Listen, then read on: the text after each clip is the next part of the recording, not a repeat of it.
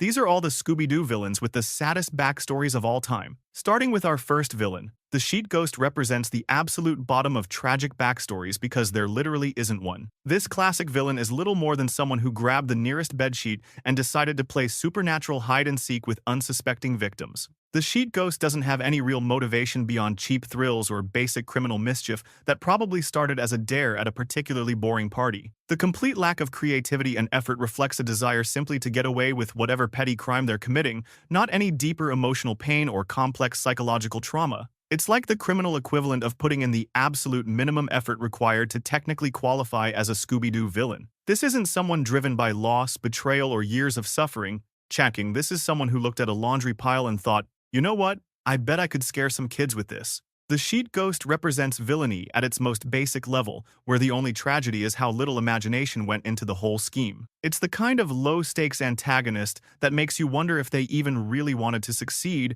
or if they were just going through the motions. Here's how I'm deciding these rankings, and yes, I made yet another system because apparently that's just what I do with my life now. I'm measuring each villain's backstory by 3 factors: the depth of their personal tragedy, how much their circumstances justify their actions, and how likely their story is to make viewers genuinely sympathetic rather than just annoyed. The Scooby-Doo franchise has featured hundreds of villains over its long history, and while many are motivated by simple greed or attention-seeking, others have backstories that genuinely tug at your heartstrings even as they're terrorizing innocent people with fake supernatural powers. The Skeleton represents another classic example of villain by default, artified, classified as generic spooky. Often depicted as a generic costumed crook, the Skeleton is a villain with virtually no backstory worth discussing, making their motivations as hollow as their costume design suggests. Their motivations are usually one-dimensional, often just wanting to frighten others or commit minor thefts without any compelling reason beyond basic criminal opportunism. There's no tragedy, no complexity, no deeper emotional core that explains why someone would choose to dress up as the physical embodiment of death to achieve relatively minor goals. They're essentially a placeholder for spooky atmosphere rather than an actual character with relatable human struggles. The Skeleton functions mainly as a plot device for the gang to solve rather than a person with understandable motivations or sympathetic circumstances. They represent the kind of villain who exists purely to create mystery and provide jump scares without any of the emotional depth that would make viewers care about their ultimate fate. It's like the writers needed a scary costume and just picked the first thing that came to mind in a Halloween store. The museum guard typically appears as a minor antagonist whose evil deeds stem from stereotypical motives, MSA, classified as workplace dissatisfaction. These characters represent the most basic level of job-related villainy, usually involving someone who's supposed to protect valuable artifacts but instead decides to steal them. The museum guard's motivations are tied to greed or job dissatisfaction, but rarely develop beyond surface-level complaints about pay or working conditions. These characters are rarely developed enough to inspire sympathy or genuine sadness, functioning mainly as convenient suspects who have access to whatever treasure or artifact drives the episode's plot. Their villainy is purely transactional, rather than emotional. There's no deep betrayal, no tragic loss that drove them to crime, no complex psychological trauma that explains their actions. They're just someone who looked around at their workplace and decided that stealing was easier than finding a better job or addressing their problems through legitimate means. It's the kind of practical, uninspiring villainy that makes you wonder why they didn't just update their resume instead of investing in a scary costume. The ghost clown hypnotizes victims to cause chaos at the circus, classified as professional spite. While memorable for his aggressive and frightening antics, his motivation is rooted in vengeful spite against the circus that wronged him, but without any deeper tragedy that would make his actions understandable or sympathetic. The ghost clown represents a classic example of workplace revenge taken to supernatural extremes, but his backstory lacks the emotional depth that would make viewers genuinely sympathetic to his cause. He's angry at the circus, presumably over some professional slight or business dispute, but the show doesn't provide enough context to make his transformation into a hypnotic monster feel justified or tragic. His actions are more about payback and causing chaos than about genuine emotional pain or loss. While being wronged by an employer is certainly frustrating, the ghost clown's response is so disproportionate and harmful to innocent people that any sympathy for his original situation gets overwhelmed by his willingness to terrorize circus-goers. It's like taking a bad performance review and escalating it to psychological warfare against children and families trying to enjoy cotton candy. The Black Knight is a greedy art thief who dons medieval armor to hide his identity, Keat, classified as historical cosplay crime. This villain represents straightforward criminal motivation wrapped in elaborate historical theming, but without any emotional depth that would make his story genuinely sad or sympathetic. His story is refreshingly straightforward in its simplicity. He wants valuable artwork and is willing to frighten museum patrons to get it. There's no complex web of betrayal, no tragic loss that drove him to crime, no sympathetic circumstances that would make viewers understand his choices. The lack of emotional depth makes his motivations entirely unsympathetic, reducing him to a basic obstacle for the gang to overcome. The Black Knight's choice to use medieval armor suggests someone with either a flair for the dramatic or a deep appreciation for historical intimidation tactics, but neither quality adds genuine sadness to his backstory. He's essentially a common thief who decided that looking like something from the Renaissance fair would somehow make his crimes more effective. It's the kind of practical criminal thinking that completely lacks the emotional complexity that would make his story tragic rather than just annoying. Disguised as a Yeti, the Snow Ghost is driven by smuggling ambitions, classified as climate-specific crime. This villain stages supernatural scares to keep outsiders away from his criminal operations, but his actions are purely profit-driven without any hints of underlying personal struggles or genuine misfortune. The Snow Ghost represents the kind of practical criminal thinking that prioritizes effective business operations over emotional complexity. His choice to masquerade as a mythical creature makes tactical sense for someone running illegal operations in remote, snowy locations, but it doesn't add any tragic depth to his character or motivations. He's just a smuggler who happened to pick a really good disguise. There's no indication that circumstances forced him into criminal activity, no suggestion that he's smuggling to support family members or escape desperate poverty. No hint that his life took a tragic turn that led him to this point. He appears to be someone who simply chose crime as a career path and got really good at the practical aspects of avoiding detection. It's criminality as business strategy rather than emotional desperation, making his story purely functional rather than sympathetic. This prehistoric-themed villain typically seeks to steal or sabotage modern inventions, anachronistic antagonism. Their backstory is simply selfish ambition wrapped in Stone Age aesthetics, with no emotional insight or compelling motivation beyond personal gain through technological theft. The caveman represents someone who looked at the complexity of modern technology and decided that the best approach was to dress like they lived 10,000 years ago while committing very contemporary crimes. There's something almost comedically disconnected about choosing caveman imagery to facilitate crimes against modern inventions, suggesting either a complete misunderstanding of thematic consistency or a really specific sense of irony. Their actions lack any deeper meaning or emotional resonance that would make their story genuinely tragic. They're not someone driven to crime by circumstances beyond their control, not someone whose life was destroyed by technological advancement, not someone seeking revenge against a society that left them behind. They're just someone who wanted to steal things and happened to pick a really unusual costume for the job. It's the kind of arbitrary criminal choice-making that defies psychological analysis. Manifesting as classic haunted house ghosts, these villains try to scare visitors away, classified as generic haunting. They're archetypal cartoon crooks whose plans are motivated by greed rather than any sad past, representing the most basic level of fake supernatural villainy. The phantom shadows exist primarily to create spooky atmosphere rather than to tell compelling human stories. Their motivations center around protecting hidden treasure or securing financial gain through intimidation tactics, but without any emotional complexity that would make their actions understandable from a human perspective. They're essentially animated plot devices designed to create mystery rather than characters with relatable struggles. These villains represent the purest form of Scooby Doo antagonist, people who dress up as supernatural entities purely to achieve practical criminal goals.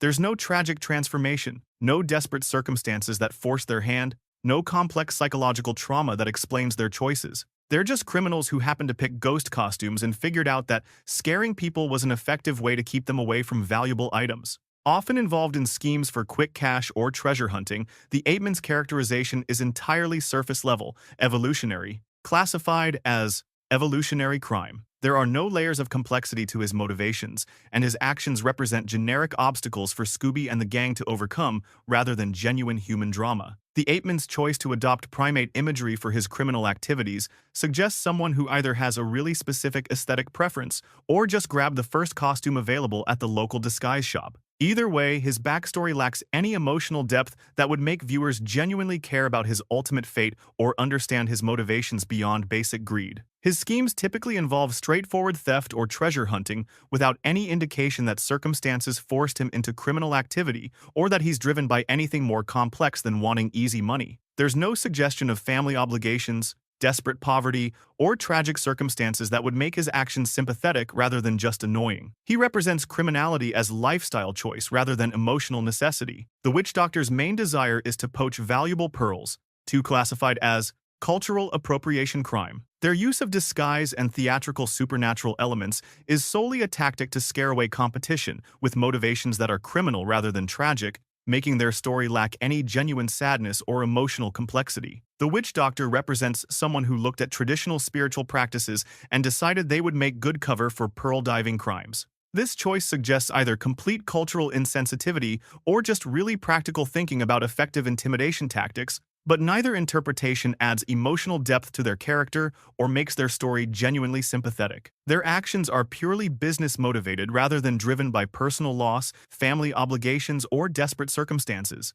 There's no indication that they turned to crime as a last resort or that their life took a tragic turn that forced them into illegal pearl harvesting. They appear to be someone who simply identified a profitable criminal opportunity and got really creative with their approach to eliminating competition. While visually iconic, the Green Ghosts resort to trickery, mainly to protect hidden treasure, classified as collective greed. Their motivations are essentially practical, using fear tactics to achieve personal benefit rather than responding to loss or hardship, making their story lack genuine emotional weight. The Green Ghosts represent group criminal activity at its most basic level, where multiple people coordinate their efforts to protect ill-gotten gains through supernatural intimidation. Their choice to work together suggests some level of organization and planning, but doesn't add any tragic complexity to their underlying motivations or circumstances. There's no indication that these characters were driven to crime by external pressures, personal tragedies, or desperate circumstances that would make their actions understandable from an emotional perspective. They appear to be people who simply decided that scaring others was an effective way to protect their treasure, without any deeper psychological or emotional complexity that would make their story genuinely sad rather than just criminally opportunistic. Another villain transformed by elaborate disguise, the pterodactyl ghost is motivated by theft or revenge, classified as prehistoric payback. However, there's no evidence of heartbreak or meaningful suffering in their background, making them simply another challenge for Mystery Inc. to solve rather than a genuinely tragic figure. The pterodactyl ghost's choice to adopt dinosaur imagery for their criminal activities suggests someone with either a deep appreciation for paleontology or just really specific taste in intimidating costumes. Either way, their backstory lacks the emotional complexity that would make viewers genuinely sympathetic to their cause or understanding of their motivations beyond basic criminal opportunism. Their actions typically involve straightforward revenge or theft without any deeper exploration of what drove them to these extreme measures. There's no suggestion of tragic betrayal, devastating loss, or circumstances beyond their control that would make their transformation into a flying prehistoric monster feel emotionally justified rather than just dramatically excessive. Here's where the villains start getting more complex. The next group begins showing signs of actual human motivation beyond simple greed, though their stories still don't quite reach the level of genuine tragedy. But if you thought sheet-wearing criminals were the extent of Scooby-Doo's emotional range, just wait until we get to the villains whose actions actually make sense from a human perspective, even if their methods are still completely bonkers. Charlie, the Funland robot. Now we're entering territory where the backstories actually start making sense. Classified as unintended consequences. Charlie was designed to entertain children at Funland, but goes rogue due to neglect and lack of proper supervision, representing the first villain on our list whose actions stem from abandonment rather than pure greed. Charlie's story isn't about intentional villainy. The Alanay, his rampage through the amusement park is a direct result of poor programming and complete lack of care from the people who created him. The real sadness lies in creators failing their creation, leaving Charlie to malfunction and become dangerous due to isolation and fundamental misunderstanding of his purpose. He was literally built to bring joy to children, but neglect turned him into the thing that scares them. This represents a shift toward more complex motivation, where the villain's actions make emotional sense, even if their methods are completely wrong. Charlie doesn't want to hurt anyone. He's just following his programming in an environment where no one bothered to maintain or guide him properly. It's like watching a tragic case of technological abandonment, where good intentions were corrupted by human negligence rather than malicious intent. OLD Iron Face. Old Iron Face uses intimidation through his iron mask, but his actions stem from deeper issues, classified as revenge with justification. While his methods are completely nefarious, there's an underlying current of betrayal or personal injustice fueling his quest for payback, making his story about setting things right rather than simple criminal gain. The sadness in Old Iron Face's backstory comes from the suggestion that someone genuinely wronged him first, making his transformation into a masked villain a response to injustice rather than unprovoked criminal behavior. His elaborate intimidation tactics and theatrical presentation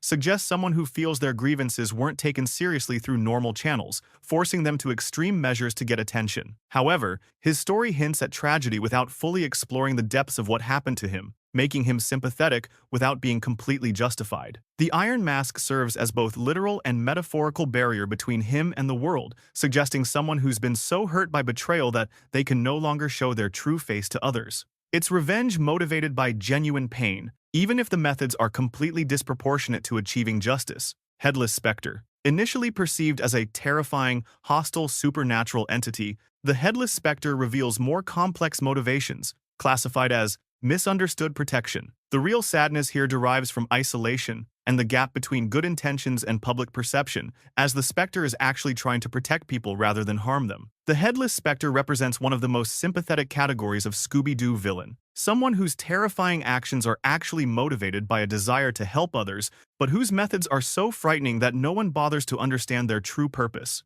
The Spectre scares people away not out of malice, but to keep them safe from genuine danger they don't know about. This creates genuine tragedy through miscommunication and isolation, as the Spectre becomes increasingly alone and misunderstood despite trying to do the right thing. Their headless appearance makes communication difficult, forcing them to rely on frightening tactics that push people away even when they're trying to save them. It's like watching someone sacrifice their reputation and relationships to protect others who will never understand or appreciate the sacrifice. Creeper. Though best known for his ghastly appearance and criminal bank robbery activities, the Creeper represents desperation-driven crime, classified as economic desperation. While his backstory lacks deep complexity, he symbolizes how people can be driven to extreme actions during dire financial circumstances that leave them few alternatives. The Creeper's story touches on economic anxiety and the lengths people will go to when faced with financial ruin, making his actions understandable from a survival perspective even if his methods are completely wrong. His grotesque appearance and dramatic criminal presentation suggest someone who's been pushed so far beyond normal boundaries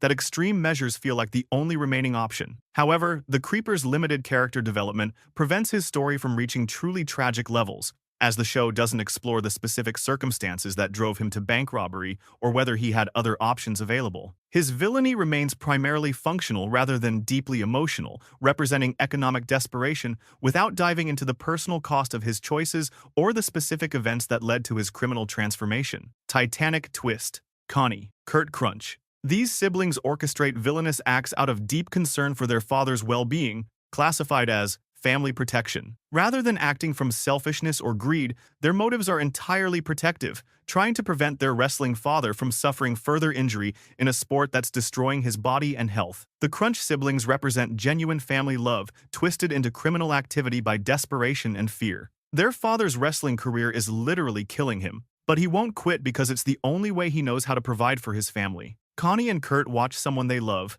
destroying himself for their sake, creating a situation where normal family intervention feels inadequate to address the severity of the problem. Their transformation into the Titanic Twist stems from the emotional turmoil of watching a loved one suffer while feeling powerless to help through conventional means. The sadness in their story comes from the desperation of family caregivers who feel responsible for protecting someone who won't protect themselves. Their criminal actions represent misguided love rather than selfish motivation, making their story genuinely heartbreaking even when their methods are completely wrong. Loch Ness Monster. Professor Fiona Pembroke. Professor Pembroke creates the monster not to scare people for profit, but to gain scientific respect and prove her theories. Classified as academic desperation. Her story centers on the longing for validation and acceptance in a field that has consistently dismissed and marginalized her work, making her actions tragic rather than simply criminal. Professor Pembroke represents the frustration of brilliant people whose ideas are rejected not because they're wrong, but because the scientific establishment refuses to take them seriously. Her transformation into a fake monster creator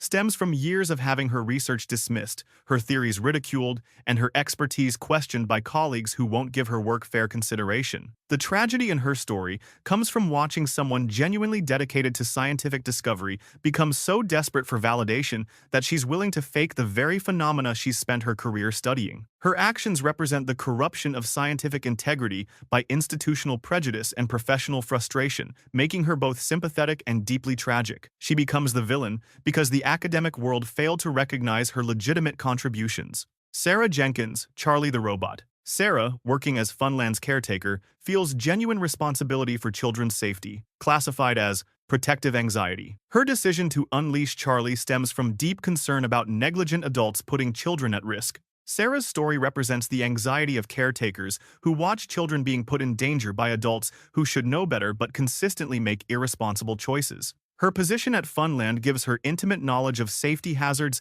and negligent behavior that puts kids at risk, creating a situation where she feels morally obligated to intervene when official channels fail to protect vulnerable people. The sadness in Sarah's transformation comes from watching someone whose job is protecting children that becomes so frustrated with systemic negligence that she resorts to terrorizing the very people she's trying to help. Her use of Charlie represents misguided maternal instincts channeled through technological intimidation, making her actions both sympathetic and deeply troubling. She becomes dangerous because her protective instincts override her judgment about appropriate intervention methods. Scare Bear. Benson Fuhrman. After suffering a workplace accident, Benson is ostracized for his physical appearance, classified as trauma and exclusion. His desperate campaign for justice represents how trauma and social exclusion can drive people towards sympathy-evoking villainy when they feel abandoned by the communities that should support them. Benson's story represents one of the most genuinely tragic transformations in Scooby Doo history, as workplace injury leads to social isolation,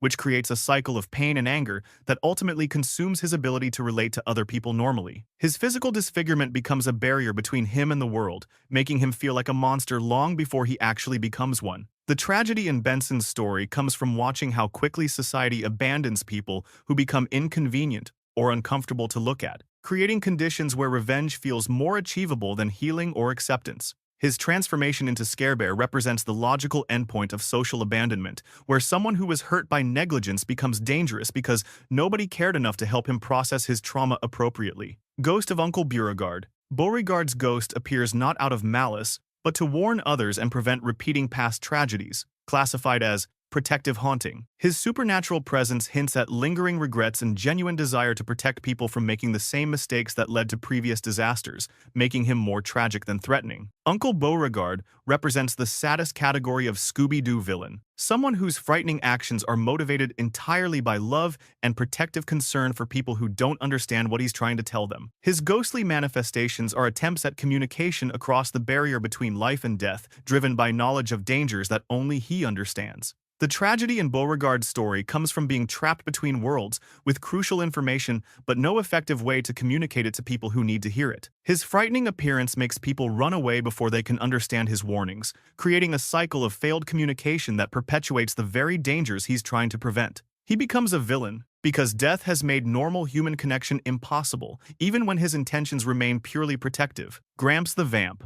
Uncle Leon. Uncle Leon's scheme to terrorize his own niece reveals the deepest betrayals within families, classified as family betrayal. The emotional cost of greed destroying trust between family members gives this villain a particularly sad undertone, as his actions damage relationships that should be sacred and protective. Leon represents the devastating impact of family members who exploit trust and emotional bonds for personal gain, creating trauma that extends far beyond financial loss into fundamental questions about safety and love within families. His willingness to terrify his own niece for money demonstrates how greed can corrupt even the most fundamental human relationships. The sadness in Leon's story comes not just from his actions, but from the long-term emotional damage he inflicts on someone who should be able to trust him completely. His betrayal represents the kind of family trauma that affects victims for life, making his villainy particularly cruel because it destroys the foundational relationships that help people feel safe in the world. Morgan Moonscar. The Zombies. Moonscar and his fellow zombies are cursed for centuries,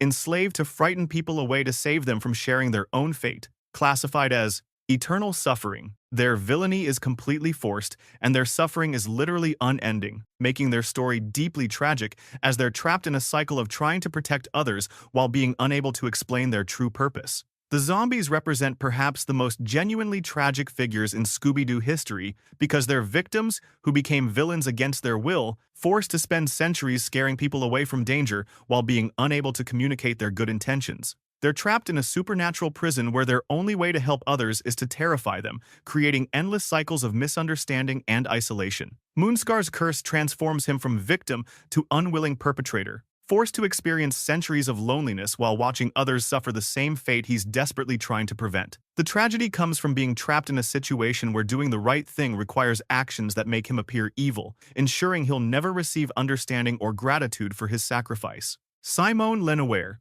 Lena Dupree, D.H. Aquis, the Werecats. As settlers whose entire colony was wiped out, grief led to their transformation into immortal Werecats, classified as ultimate tragedy. Driven by vengeance and cursed to prey on others to survive, they represent centuries of sorrow, cycles of violence, and the inability to break free from grief, making theirs the most tragic backstory in the entire Scooby-Doo universe. The Werecats represent the ultimate transformation of victims into villains, where legitimate grief and trauma become corrupted into centuries of predatory behavior that perpetuates the very violence that originally destroyed their lives. Their immortality ensures that their pain never heals, their grief never resolves, and their need for vengeance never gets satisfied, creating an endless cycle of suffering that consumes both them and their victims. Simone, Lena, and Jacques embody the most heartbreaking aspect of trauma: how it can transform people into the very thing that hurt them originally, creating cycles of violence that span centuries and consume countless innocent lives.